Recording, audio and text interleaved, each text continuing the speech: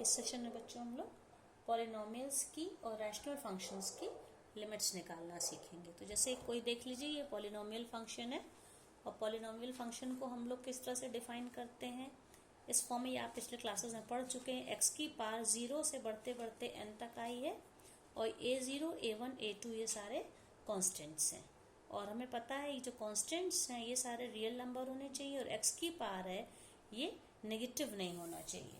Okay, तो अब इसमें एक चीज हमको ये ऑलरेडी पता है कि limit of x when x tends to a is equals to a। इसका क्या मतलब है कि हमारा फंक्शन किस तरह से यहाँ पे if fx is equals to x, इस कंडीशन में अगर x की वैल्यू a होगी तो fx की वैल्यू भी a होगी। So limit of x when x tends to a is always a। अब इसी तरह से मान लीजिए मैंने दूसरा फंक्शन ले लिया if fx is equals to x square, तो इसको हम क्या ले, limit of the function x square when x tends to a। अब एक्स स्क्वायर को हम ब्रेक कर सकते हैं x इंटू एक्स में, और अभी हम लोगों ने जो अलजेब्रा ऑफ लिमिट्स पढ़ी है कि अगर दो फंक्शंस का प्रोडक्ट है, चाहे उनको मल्टीप्लाई करके लिमिट निकालें या हम उन फंक्शंस की अलग अलग limit of the function x tends to a, या पहले दोनों फंक्शंस की अलग अलग हम लिमिट्स निकाल के फिर हम उसको मल्टीप्लाई करें, हम लोगों को सेम आंसर मिलेगा। अब limit of when function x when x tends to a, ये कितना होता है, ये a है और ये भी a है, तो क्या आ गया a स्क्वायर।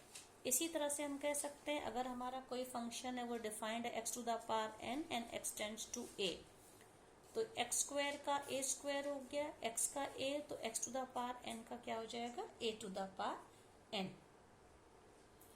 तो अब अगर हम इसी फंक्शन को, ये जो fx लें, ये इस fx की अगर हमें पूरे फंक्शन की लिमिट निकालनी, पॉलिनोमियल फंक्शन की लिमिट निकालनी है, तो हमारा वे ऑफ राइटिंग यहाँ पे क्या हो जाएगा, limit x tends to a fx is equals to limit x tends to a, और हम ये पूरा फंक्शन कॉपी करेंगे। What is this function, a0 plus a1x plus a2x square plus a3x cube up to ये बढ़ते बढ़ते last will be an x to the power n। ये इस तरह से हो जाएगा, हम इसे ऐसे लिख सकते हैं। फिर इसके बाद अब हम यहाँ पे जो अभी हमने अलजेब्रा ऑफ लिमिट्स पढ़ी, उनकी जितने भी पढ़ी हैं प्रॉपर्टीज, हम उनको यहाँ पे अप्लाई करेंगे। तो ये सारे सम, सबसे पहली प्रॉपर्टी थी limit of the sum of functions is equals to sum of the limits of all the functions, तो इसको हम अलग अलग ब्रेक कर लेंगे। So limit of a0 when x tends to a, ये फर्स्ट के लिए, plus limit of a1x when x tends to a plus limit of a2x square when x tends to a, और ये पूरा अप टू कहाँ तक ही जाएगा, limit of when x tends to a an x to the power n, यहाँ तक जाएगा। अब ये वैल्यू जो हमारा फॉर्मूला है limit of the x when x tends to a is equals to a, ये तब है जबकि यहाँ पे x हो, ये कांस्टेंट फंक्शन a0, यहाँ पे x है ही नहीं, तो इसकी लिमिट में सीधे सीधे ये a0 कॉपी हो जाएगा। अब सेकेंड वाले में लिमिट ऑफ a1x, a1 तो कांस्टेंट है, कांस्टेंट को किसी भी नंबर से, वेरिएबल से, फंक्शन से मल्टीप्लाई करके लिमिट निकालें, उसका वही मतलब है कि फंक्शन की लिमिट निकाल के फिर कांस्टेंट से करें। तो a1 कॉपी हो जाएगा यहाँ पे, ठीक है, a1 कॉपी हो गया, इसका मतलब है limit of x when x tends to a, तो a1 a, ये सॉरी a हो जाएगा। इसी तरह से इसको हम कैसे ब्रेक कर सकते हैं, a2 को हम लोग अलग लिख दें, limit of x square when x tends to a, तो a2 और x स्क्वायर की जगह पे क्या हो जाएगा a स्क्वायर। इस तरह से लास्ट वाले में an जो नंबर है, an नंबर को हम कॉपी कर लेंगे और लिमिट हम इस function x to the power n की लिमिट निकालेंगे, limit of the function x to the power n when x tends to a क्या हो जाएगा a to the power n। इस तरह से देख सकते हैं, हमको जो वैल्यू मिलेगी ये जहाँ जहाँ पे x है वहाँ पे हर जगह पे a आ गया, तो इसको हम कह सकते हैं fx की जगह पे क्या हो जाएगा, fa। इस तरह से हम किसी पॉलिनोमियल फंक्शन की लिमिट को निकाल सकते हैं। पॉलिनोमियल फंक्शन की लिमिट क्या हो जाती है, in place of x we put the value a। अब इसके बाद अगर कोई भी फंक्शन इस फॉर्म में है कि fx is equals to gx upon hx and condition is given, ठीक है। यहाँ पे gx और hx दोनों कैसे पॉलिनोमियल फंक्शन है and hx that is denominator is not equal to 0। तो इस तरह के फंक्शन को हम क्या कहते हैं, rational function. Okay, this is rational function. तो किसी रैशनल फंक्शन की भी हम लिमिट निकाल सकते हैं। तो fx is, it means fx is a rational function.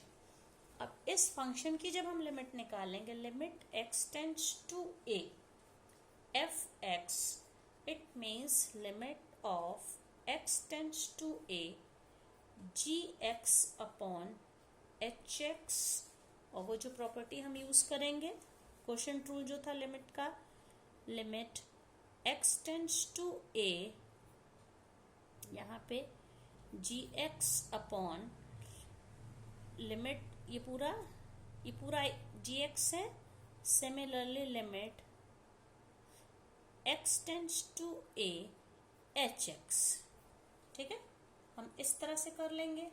अब क्योंकि ये दोनों पॉलिनोमियल्स हैं, जब ये पॉलिनोमियल है, इसको जो रिजल्ट हम लोगों ने अभी ऊपर यूज किया था, limit of the function of fx when x tends to a, ये fa आया था। तो यहाँ पे ये gx है and x tends to a है, तो इसका क्या हो जाएगा ga, और इसका hx का when x tends to a ये हो जाएगा ha। इस तरह से आ गया। अब इसके बाद हमारे पास दो केस हैं। इफ ha इज 0, ठीक है, अगर ये 0 है, अब इसके बाद ga 0 है या ga 0 नहीं है। ओके, तो पहला वाला केस है when h of a is equals to 0 and g of a, ये भी अगर 0 आ गया तो इसका मतलब क्या होता है, limit does not exist. Okay,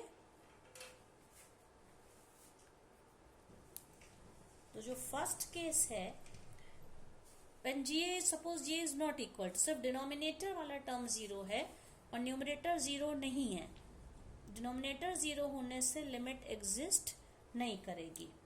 okay, अब दूसरे वाले केस में क्या होगा,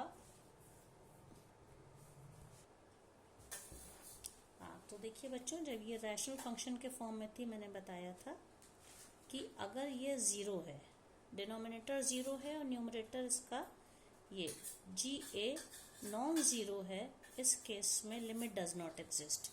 लेकिन अगर हमको फंक्शन इस तरह से मिल जाए कि ga और ha दोनों अगर हमें 0 मिल जाए, ओके, ये दोनों 0 मिल जाए, इस केस में हम क्या करते हैं, इसको फैक्टराइज करके हम ga को, हम ये वाला जो फंक्शन है gx को हम कैसे लिख लेते हैं, x minus a to the power के g1x, मतलब इसको इसके दो फैक्टर्स में स्प्लिट कर लिया।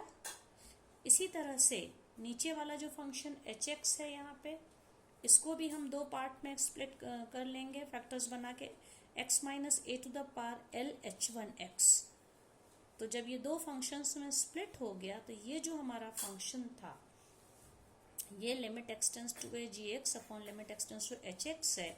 gx की जगह पे ये लिखा जो अभी मैंने मेंशन किया, और इसकी जगह पे मैंने ये लिखा। अब इसमें कंडीशन क्या होनी चाहिए, इसकी जो x माइनस है यहाँ पे कॉमन है, तो k की पावर l की पावर से ज्यादा होनी चाहिए। मतलब आगे देखिए, इसका जो नेक्स्ट स्टेप है, ये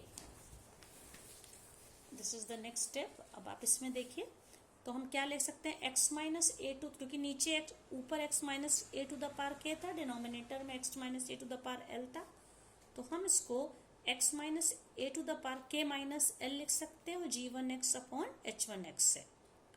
अब इसके बाद जब हम इनमें लिमिट्स लगाएंगे तो g1x तो ga हो जाएगा when x tends to a, h1x when x tends to ha हो गया, और यहाँ पे when it x tends to a तो ओवरऑल वैल्यू उसकी 0 हो जाएगी। इसका मतलब इसकी लिमिट 0 हो जाएगी। अब अगर when k is less than l तो ये ओवरऑल पार ही नेगेटिव हो जाएगी, then limit is not defined। इस प्रॉपर्टी पर बेस देखिए, एक एग्जाम्पल इसमें है, सेकंड वाला है, आप ये देखिए दिस क्वेश्चन ये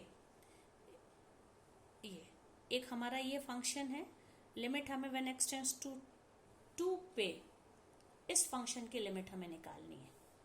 तो अगर हम x इज इक्वल्स टू 2 रख देते हैं, न्यूमरेटर और डिनोमिनेटर दोनों में 0 0 वैल्यू आ जाती है। ठीक है, यहाँ भी 0 आ रहा है, यहाँ पे 0 आ रहा, तो इस 0/0 की फॉर्म को हमें चेंज करना है। तो अब हम क्या करेंगे, इसको हमने स्प्लिट कर लिया, x into x minus two, x common लेने से ही x माइनस टू का होल स्क्वायर हो गया, और नीचे भी x plus two x minus two. अब आप देखिए x माइनस टू जो कॉमन है, ऊपर पार इसकी बड़ी है, फिर इससे ये एक x माइनस टू कैंसिल हो गया, तो हम लोगों के पास ये बचा x into x minus two upon x plus two. अब इस केस में हम x की वैल्यू 2 रख देंगे, तो डिनोमिनेटर 0 नहीं लेकिन न्यूमरेटर 0 होने से इस लिमिट की वैल्यू, लिमिट एग्जिस्ट कर रही है और वो वैल्यू क्या है, 0 है।